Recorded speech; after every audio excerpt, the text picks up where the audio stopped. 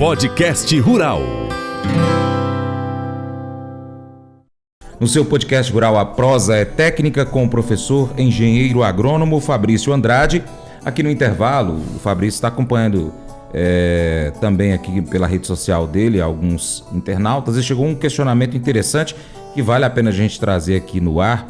Ele perguntou quantas vacas ele vai poder colocar no piquete dele. Aí você tem uma resposta que é para fazer o nosso ouvinte raciocinar, né, professor? Porque as pessoas perguntam quantas vacas você coloca no piquete. Aí eu devolvo a pergunta, mas qual o tamanho do seu piquete?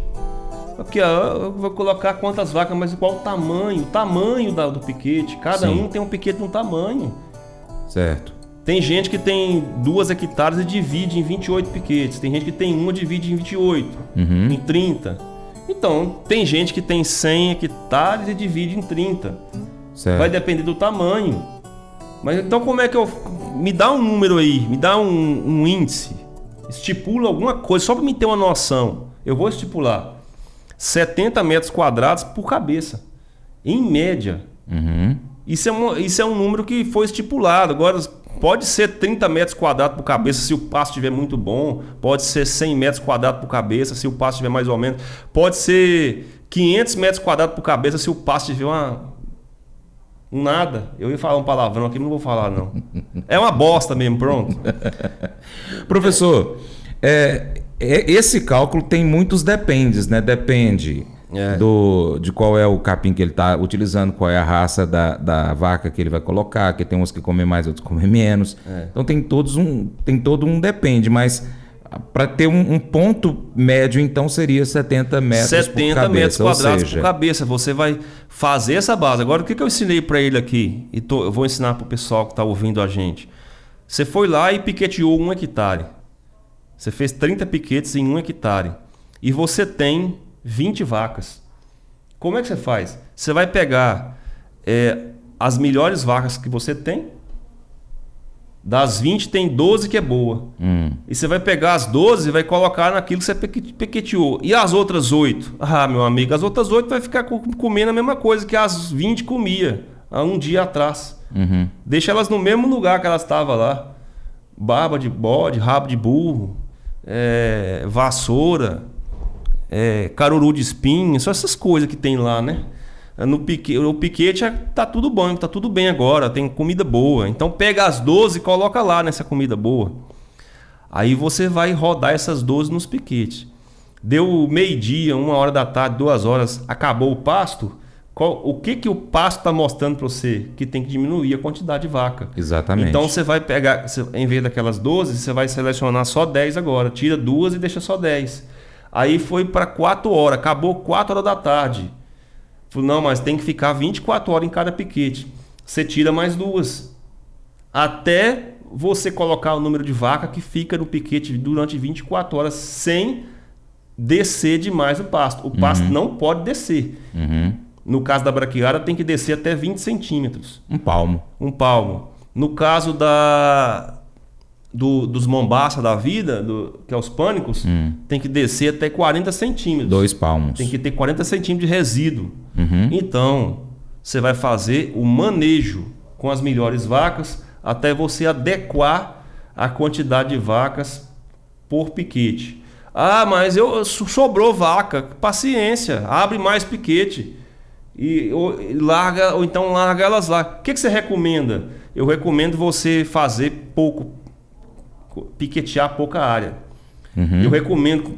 Eu nunca piqueteei nada. O que eu faço, professor? Piqueteia 1 hectare só e coloca 2 vacas boas nesse 1 hectare, 3, 4, 5 vacas boas nesse 1 hectare e vai manejar esse 1 hectare. O ano que vem, quando você aprender a manejar esse 1 hectare, você passa para 2.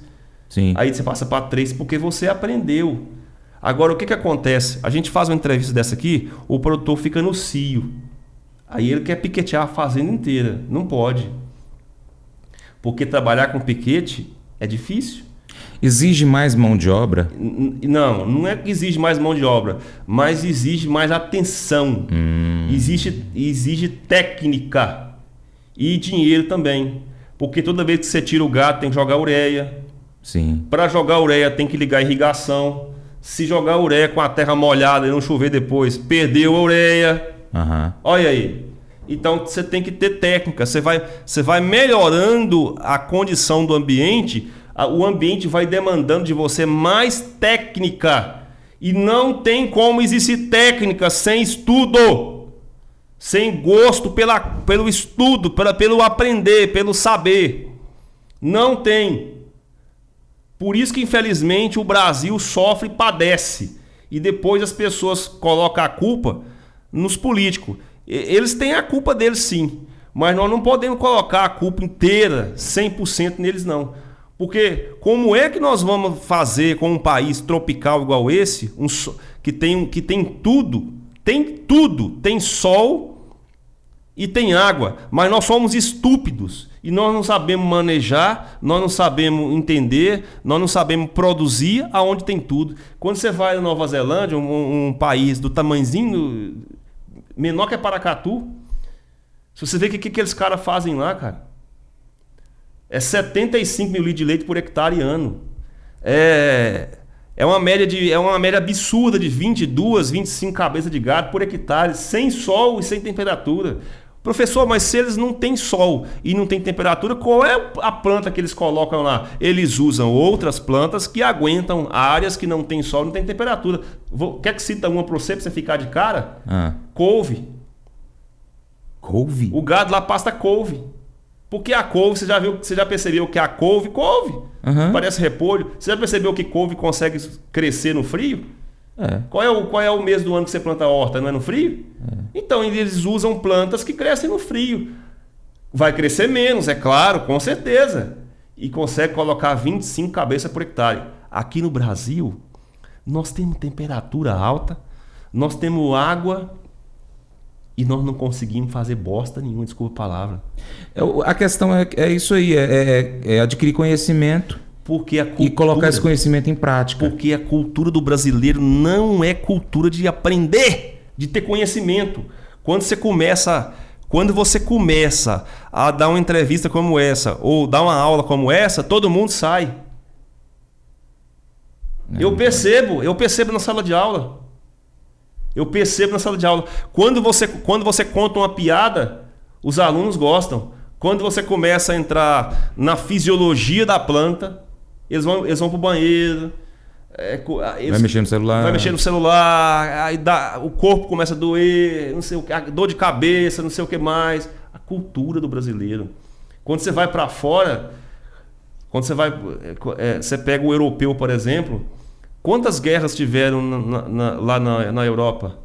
Alemanha, Inglaterra, países que sofreram e pouco tempo depois eles estavam reconstruídos. Com as referências hoje de marca de carro, é tudo alemão, francês, inglês. Eles valorizam os estudos. Valorizam o conhecimento. O Brasil. Meu país. Eu falo isso, gente, é porque eu amo o Brasil. Eu gosto do Brasil, mas a gente precisa orientar e educar o povo brasileiro. É por isso que eu não faço média com seguidor. Rede social minha, Instagram, TikTok, Kawaii, YouTube. Eu não faço média. Eu não fico lá fazendo média, respondendo comentário.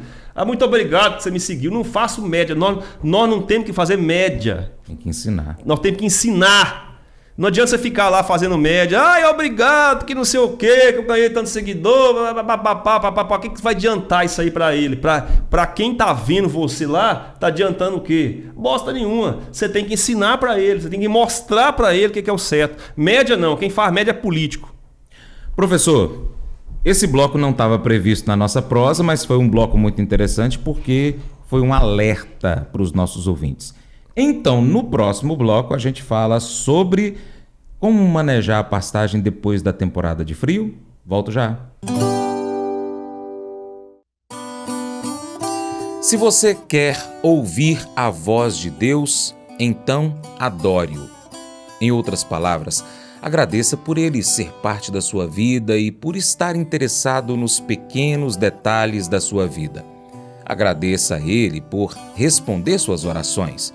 Ó Senhor, agora que ouvi falar dos seus planos, eu adoro. texto que está em Abacuque, capítulo 3, verso 2, parte A. Deus dá a você uma visão. Deus te dá um sonho.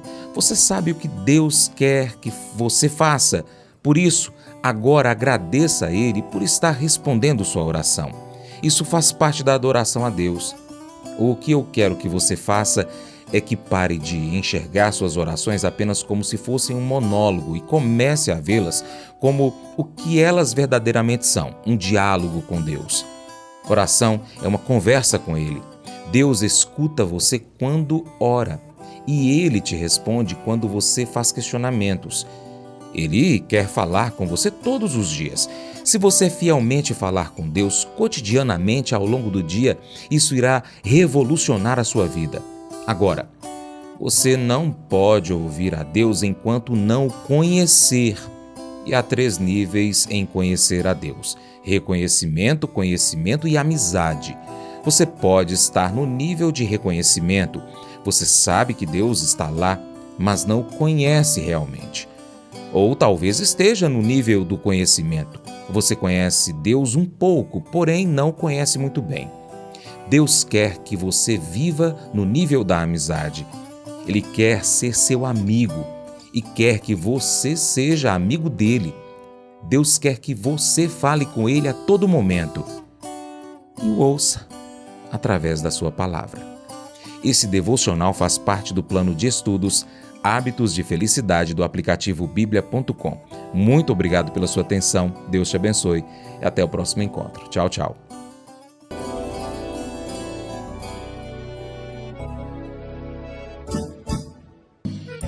Acordo de manhã para prosear no mundo do campo, as notícias escutar. Vem com a gente em toda a região com o seu programa Paracatu Rural. Tem notícias, informação e o mais importante, sua participação. Programa Paracatu Rural. Programa Paracatu Rural.